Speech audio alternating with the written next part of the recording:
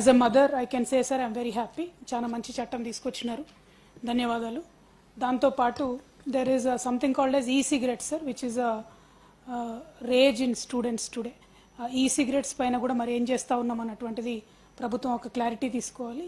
ఈ సిగరెట్స్తోని వేపింగ్ అనేది బాగా అలవాటైంది. అది హుక్కా ప్లస్ వేపింగ్ కాంబినేషన్లో అంటే మనకు తెలియని కొత్త కొత్త ఇన్నోవేటివ్ టెక్నాలజీస్తో కూడా యువతను వల్ల వేసుకునేటటువంటి కార్యక్రమాలు చేస్తూ ఉన్నారు. కాబట్టి ఎట్లాగో హుక్కా బార్స్ నిషేధిస్తే వాటిని కూడా ఆ లిస్టులో ఇంక్లూడ్ చేయగలిగితే బాగుంటుందేమో అన్నటువంటిది ఒక హంబుల్ సజెషన్ సార్. దాంతోపాటు గౌరవ ముఖ్యమంత్రిగా ఇదివరకు కేసీఆర్ గారు ఉన్నప్పుడే మనము గుట్కాను నిషేధించుకోవడం జరిగింది సార్. గుట్కా తయారు చేయడం కానీ అమ్మడం కానీ నిషేధం ఉన్నది ఈ రాష్ట్రంలో.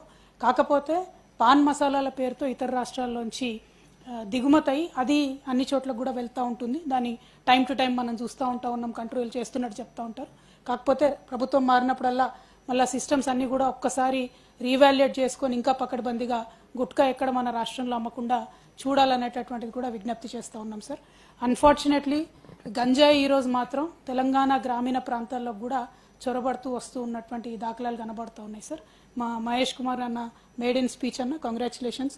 నిజామాబాద్ నుండి మీరు పెద్దల సభకు వచ్చినందుకు అభినందనలు తెలియజేస్తూ ఉన్నాం.